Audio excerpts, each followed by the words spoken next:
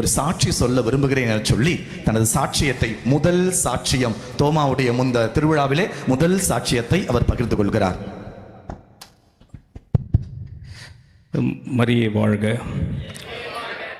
இந்த வார்த்தை சொல்கிறதுக்கு எனக்கு 50 நாள் ஆச்சு. 50 நாள் எல்லா மேடைகளையும் சொல்ல முடியாத வார்த்தைகள் ஆயிடுச்சு. அதுதான் எனக்கு பெரிய கஷ்டப்பட்டேன் நான். அது இன்னைக்கு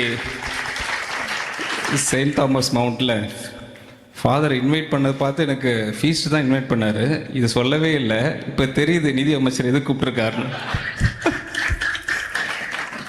ஏன்னா ஒரு 50 நாள் மட்டும் இல்லை, ஒரு 3.5 மாதம் அந்த கேம்பெயின் எல்லாம் போகிற இடத்துல என்னால் இந்த மரியே வாழ்கன்னு சொல்ல முடியல.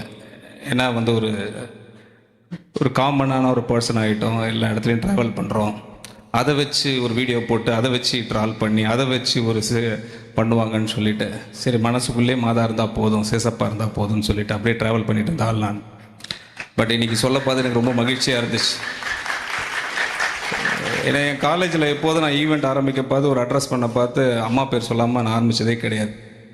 இன்றைக்கி உங்கள் முன்னாடி நிற்கிறேன்னா நாட் ஜஸ்ட் தி ஃபினான்ஸ் மினிஸ்டராக நான் இங்கே வரல, ஒரு டிவோட்டியாக சாதாரண மாதாவோட பக்தனாக வந்திருக்கேன். நான் இங்கே முன்னாடி நிற்கிறேன். ஏன்னா ஃபாதர் சொன்னாங்க சாட்சியம் சொல்லணுன்னாங்க. சாட்சியம் சொல்லணுன்னா எனக்கு நாளே பத்தாது. A to Z நான் சொல்லிக்கிட்டே இருக்கணும், டெய்லி சொல்லிகிட்டு இருக்கணும். ஏன்னா நான் வந்து ஒரு வெரி ஹம்பிள் ஸ்டார்ட்லேருந்து வந்த ஆள் நான்.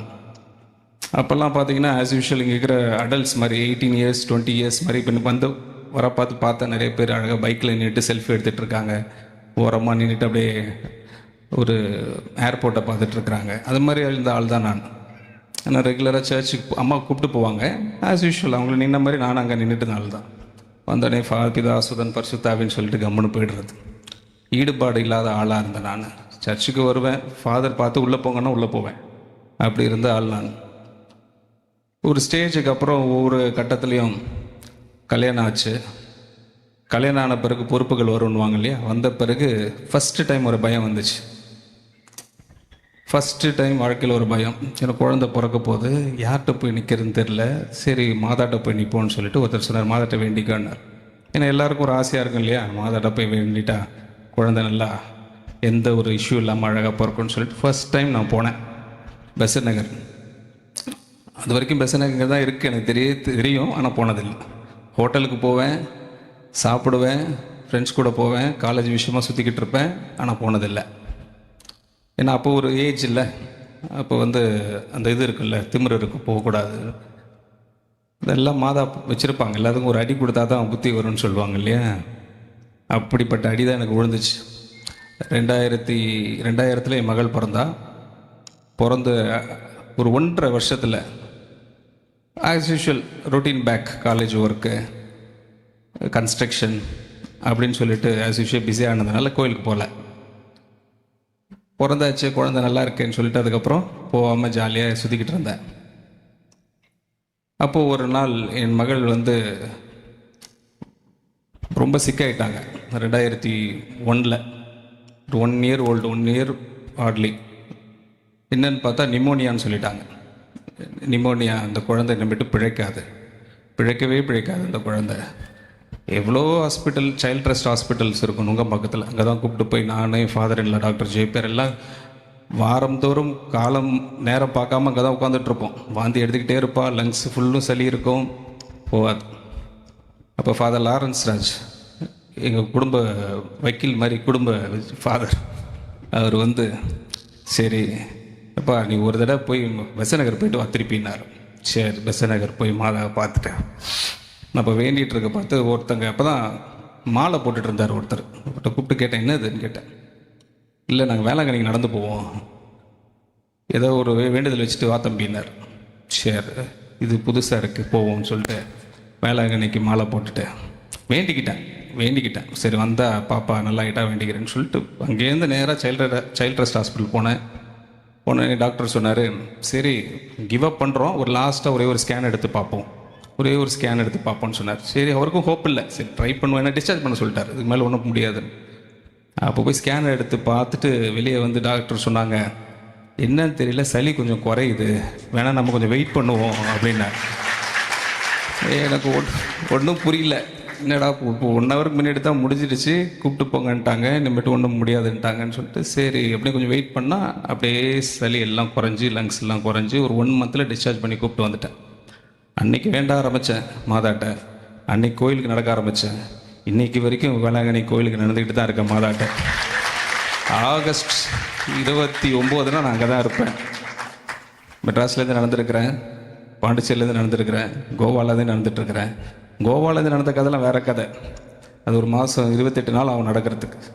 அது எதுக்குன்னு அதை தொடர்ச்சியாக சொல்ல வந்துடுறேன். 2001 அவள் சரியாயிட்டா, திருப்பியும் புத்தி மாறிடும்ல, திருப்பி பிஸி பிஸி பிஸி பிஸி நம்மளே காட்டிப்போம். திருப்பி கோயிலுக்கு போக மாட்டோம், திருப்பி நன்றி சொல்ல மாட்டோம், திருப்பி அவங்கள்ட்ட விசேஷப்பட வேண்ட மாட்டோம், ஏதோ ஒரு சாக்கு பக்கம் சொல்லிட்டு வந்துடும். அப்படி ஒரு சுச்சுவேஷன். 2010 ஒரு பெரிய சேஞ்ச் எனக்கு என் லைஃப்பில். திருப்பி எந்த வாழ்க்கையை நான் ஸ்டார்ட் பண்ணணும் 98ல், திருப்பி 2010 திருப்பி 0லேருந்து ஆரம்பிக்கணும். திருப்பி ஜீரோன்னு நினச்சிங்க, ரொம்ப ஜீரோ.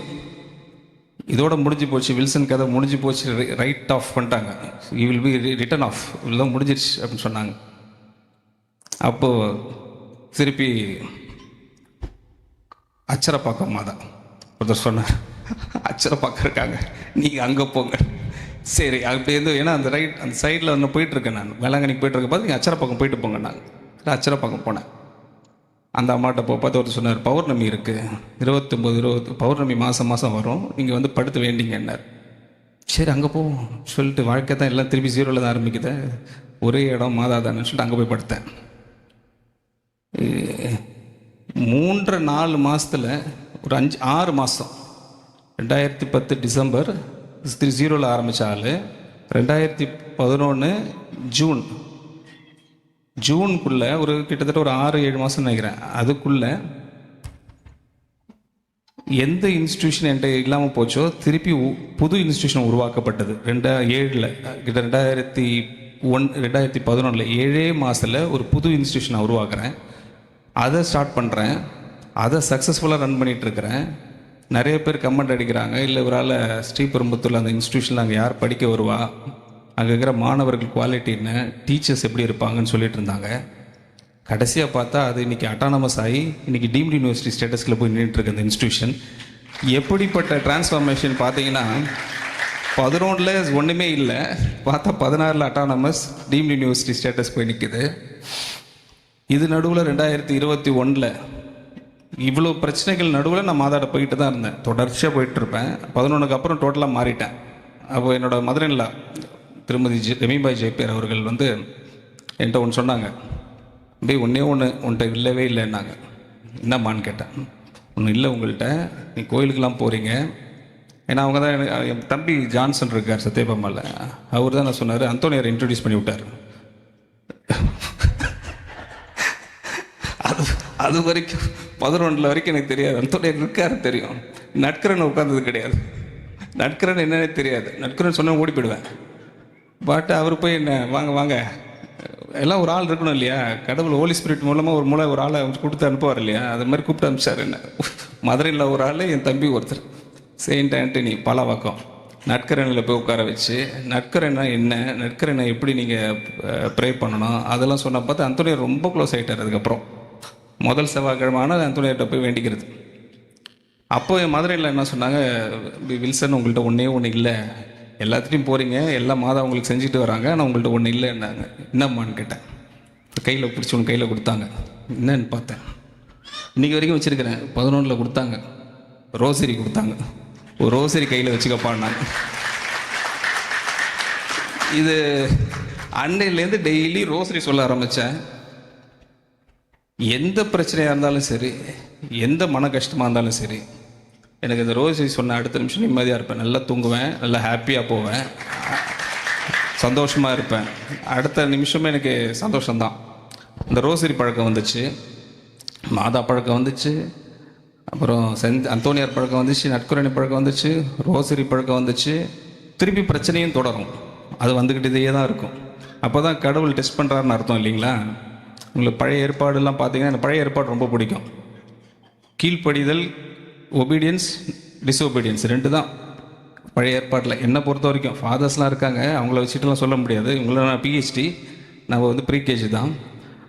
பட் அப்படி இருக்க பார்த்து இந்த ஓல்ட் டெஸ்டமெண்ட்டில் வந்து பார்த்திங்கன்னா ஆப்ரஹாம், சாரா இருக்காங்க, அவர் ஹாகர் இருக்காங்க, இஸ்மாயில் வராரு.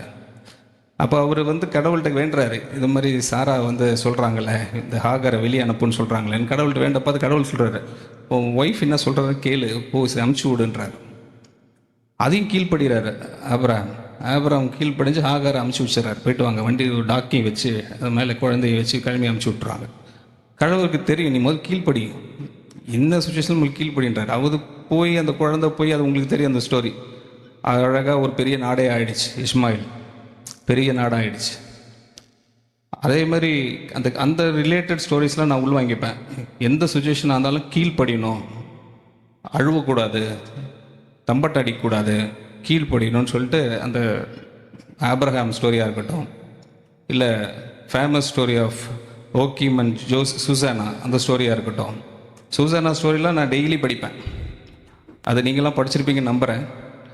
அந்த ஸ்டோரிலாம் ரொம்ப இன்ட்ரெஸ்டிங்காக இருக்கும். யோபு கதைகள் படிப்பேன். கடவுள் எவ்வளவு சோதனை கொடுத்தாலும் அந்த நம்பிக்கை மட்டும் விடாத ஆள் யோபு. கடவுள் கொடுத்தார், கடவுள் எடுத்துக்கிட்டார், கடவுள் மீண்டும் கொடுப்பார்னு சொன்ன யோபு இருக்கார். அதே மாதிரி தான் என் லைஃப்பில் வந்து ஒவ்வொரு இன்சிடெண்ட்டும் அப்படி தான் நான் கடந்து போவேன். ஒவ்வொரு காலகட்டத்திலையும் என் லைஃப் அப்படி தான் ட்ராவல் ஆச்சு. கடைசியாக பார்த்தீங்கன்னா நான் எங்கே வந்து நிற்கிறேன்னா, எல்லாம் முடிஞ்சிருச்சு. சரி, ஒரு கட்டத்தில் ரொம்ப ஃபெட்டப் ஆயிடுச்சு.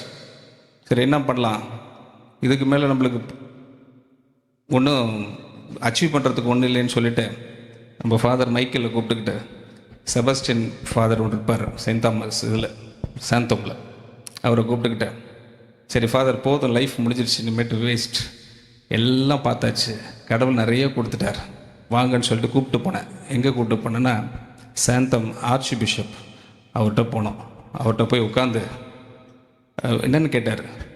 ஒன்றும் இல்லை பிஷப், ஒரு விஷயம், நான் எல்லா சொத்தையும் கோயிலுக்கு எழுதி வச்சிடலான்னேன். அவர் ஸ்டண்ட் ஆகிட்டார்.